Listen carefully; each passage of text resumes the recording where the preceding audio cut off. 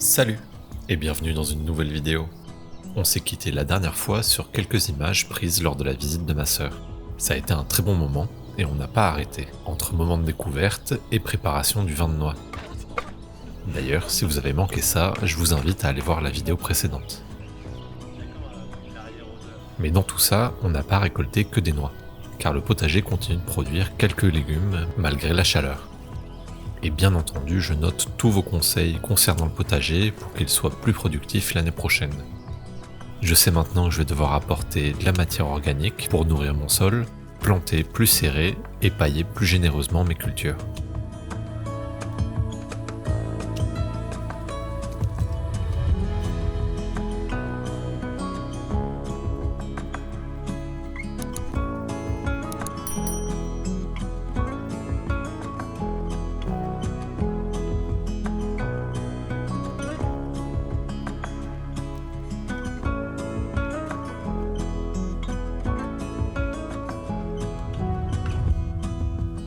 Lorsque Céline était là, on a fait face à un afflux soudain de tomates, environ une dizaine de kilos, qu'il a fallu cuisiner sous toutes les formes possibles pour ne rien perdre.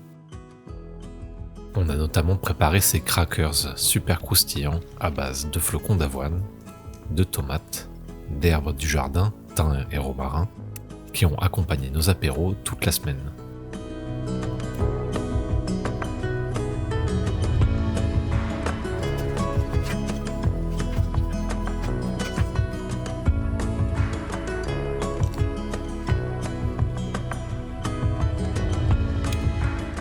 L'entretien du basilic nous a aussi permis de préparer un bon pesto.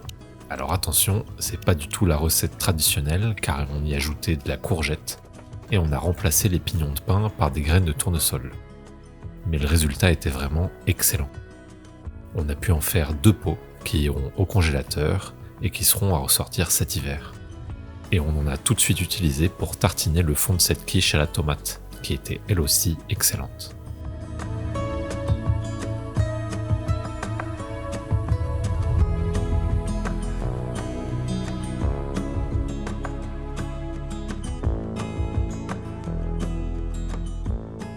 Je retiens quand même que les tomates cerises ont beaucoup mieux supporté la chaleur que les variétés de plus gros calibre. La récolte a été abondante et on a donc pu faire plusieurs tournées de tomates séchées au soleil. Je les ai laissées environ 3 jours au soleil sous cette fenêtre, en les rentrant la nuit, avant de les mettre en bocaux dans l'huile d'olive.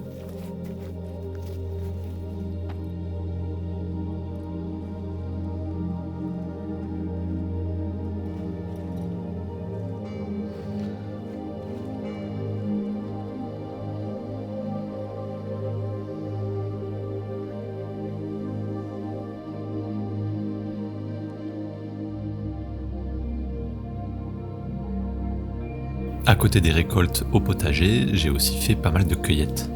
Chez des voisins pour les figues, par exemple, ou dans la forêt autour, où j'ai récolté environ 3 kilos de mûres.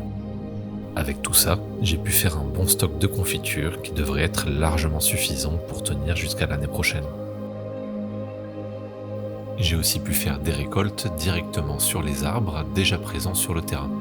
J'ai notamment récolté ces petites prunes rouges, un peu acides, mais qui seront parfaites en confiture. Pendant que je remplissais ma cagette, j'ai entendu ce cri.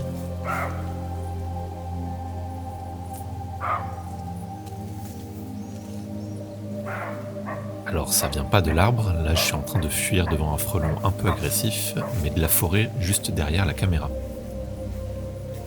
Dites-moi en commentaire si vous savez de quel animal il s'agit, car la réponse est assez surprenante.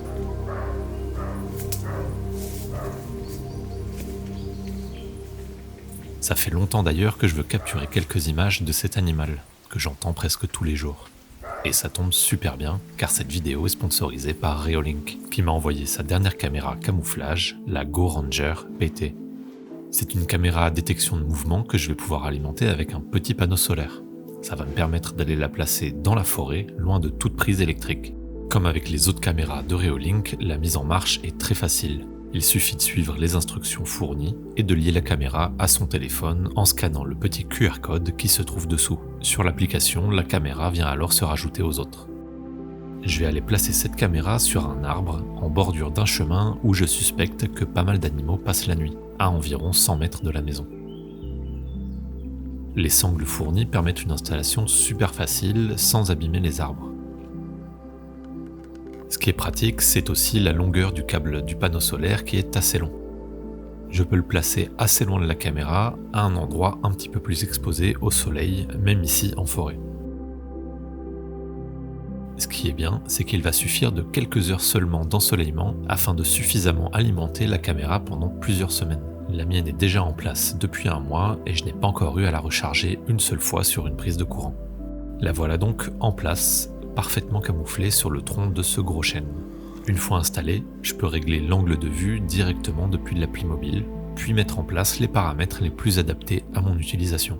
Je vais par exemple désactiver l'alarme sonore pour ne pas faire fuir les animaux évidemment, augmenter la sensibilité de détection au maximum, régler la plage horaire d'enregistrement afin que la caméra soit active 24 heures sur 24 et 7 jours sur 7, et activer l'allumage de la lumière infrarouge en mode automatique afin de bien voir les animaux qui passent là en pleine nuit. Lorsqu'un animal passe devant la caméra, je vais recevoir une notification instantanément sur mon téléphone et je vais pouvoir visualiser les images immédiatement. Les premiers jours, la caméra a enregistré quelques sangliers, dont celui-ci assez gros. Mais la très bonne surprise, ça a surtout été ces 3 jeunes loups qui sont passés très rapidement sur le chemin. D'ailleurs, quelques jours plus tard, c'est un autre loup qui est passé devant la caméra. Je savais déjà qu'il y avait des loups par ici, mais je n'avais encore jamais pu en observer. C'est un animal qui me fascine beaucoup. Comme vous voyez, et comme les autres caméras de Reolink, les images enregistrées vont être disponibles en très haute qualité, jusqu'en 4K. Et la caméra est bien entendu résistante aux intempéries, avec son classement IP65. A noter par contre que si vous n'avez pas de connexion Wi-Fi là où est située la caméra, il faudra prévoir un abonnement pour la carte SIM qui est incluse avec la caméra. Malheureusement, je n'ai pas encore réussi à capturer des images de l'animal qu'on entendait un peu plus tôt. Mais je suis sûr que vous allez être nombreux à avoir deviné de quelle bête il s'agit en commentaire. En attendant, la caméra est toujours allumée, alimentée par l'énergie du soleil et à l'affût du moindre mouvement. Alors je vous tiendrai au courant si je vois quelque chose. Si vous êtes vous aussi intéressé par cette caméra, vous trouverez la GoRanger PT avec 5% de réduction sur le site de Reolink avec ce QR code ou les liens disponibles en description. Merci encore à Reolink pour avoir sponsorisé cette vidéo.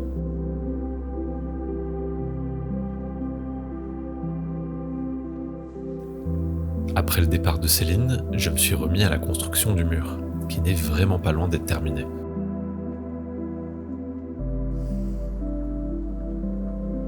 Et je vais commencer par casser la petite butte de terre qui se trouve sur la terrasse supérieure. Ça me donnera l'impression d'être encore plus proche du niveau fini.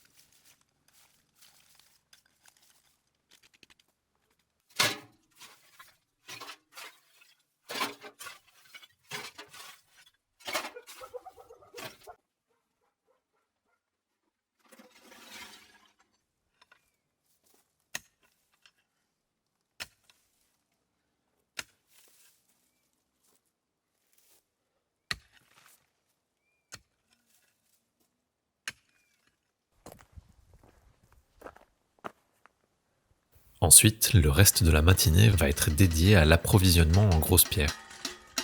C'est une tâche qui me prend beaucoup d'énergie, alors je préfère bouger une dizaine de pierres d'un coup pour les avoir toutes à disposition le lendemain et pouvoir bien avancer sur le mur.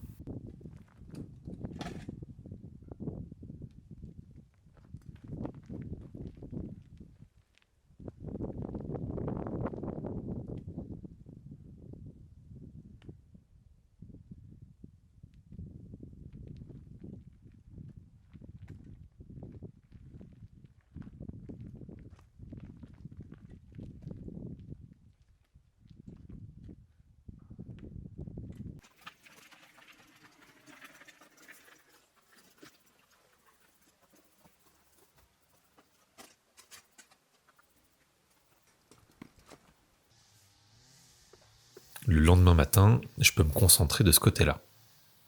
Ça avance assez bien et je continue de mettre en place mes ancrages très régulièrement.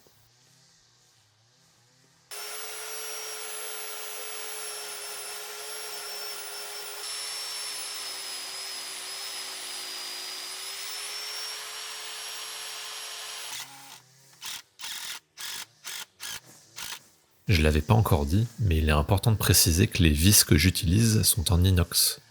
J'utilise de la chaux comme mortier. Et celle-ci étant perspirante et corrosive, elle pourrait attaquer le métal et permettre la formation de rouille.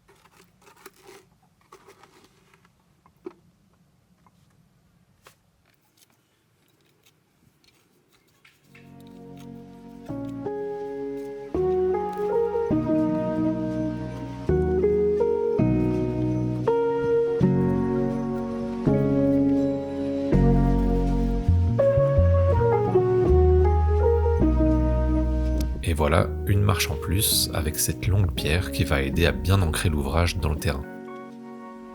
Je me rapproche tellement du niveau de la terrasse supérieure que chaque marche ajoutée vient considérablement diminuer la longueur du mur sur laquelle j'ai encore à travailler. Et ça fait vraiment du bien au moral.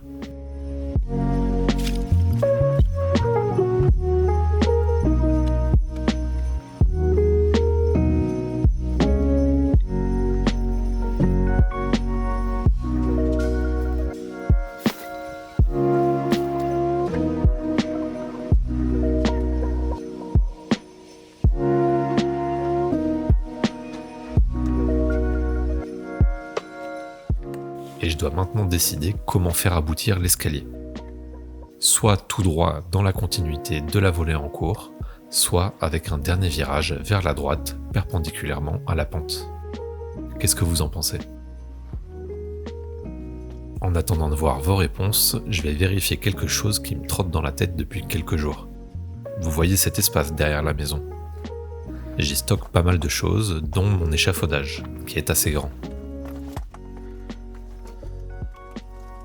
Avant la construction du mur en pierre, il rentrait tout juste par l'ouverture présente, en diagonale. Mais aujourd'hui, j'ai assez considérablement réduit la largeur de cette ouverture. Alors je me demande si je vais réussir à le sortir de là. Il n'y a qu'une manière de le savoir, c'est d'essayer. Alors je vais faire ça tout de suite avant d'aller plus loin. Ce serait quand même bête, même si besoin, j'aurai toujours la possibilité de tailler les blocs de chanvre.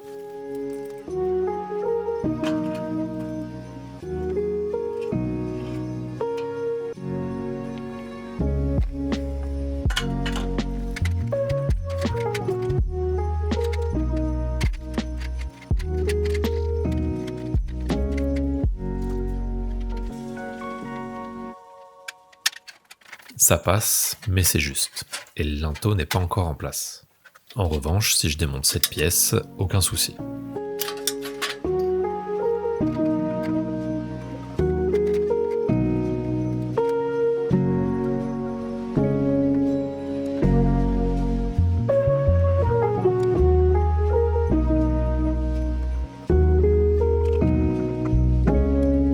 Pour me donner un petit peu de marge de manœuvre, je vais quand même placer le linteau du mur en pierre plus haut que celui du mur en bloc de chanvre.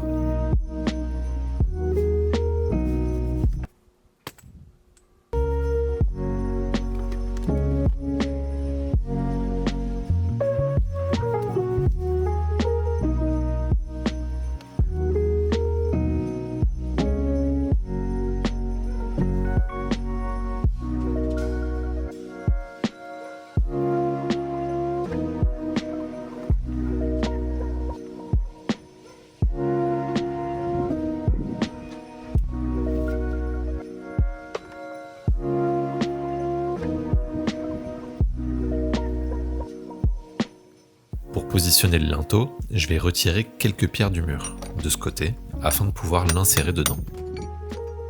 J'ouvre un trou assez grand pour pouvoir y faire entrer d'autres pierres et bien verrouiller mon mur dans celui existant.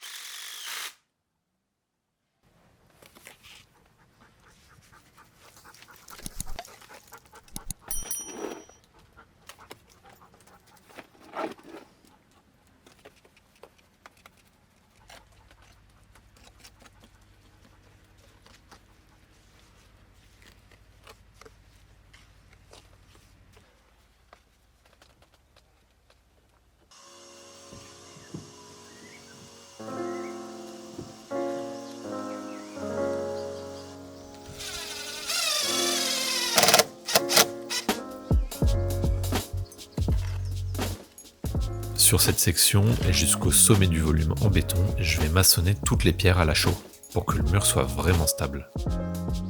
Du coup, ça avance beaucoup plus vite car je perds moins de temps à caler chaque pierre.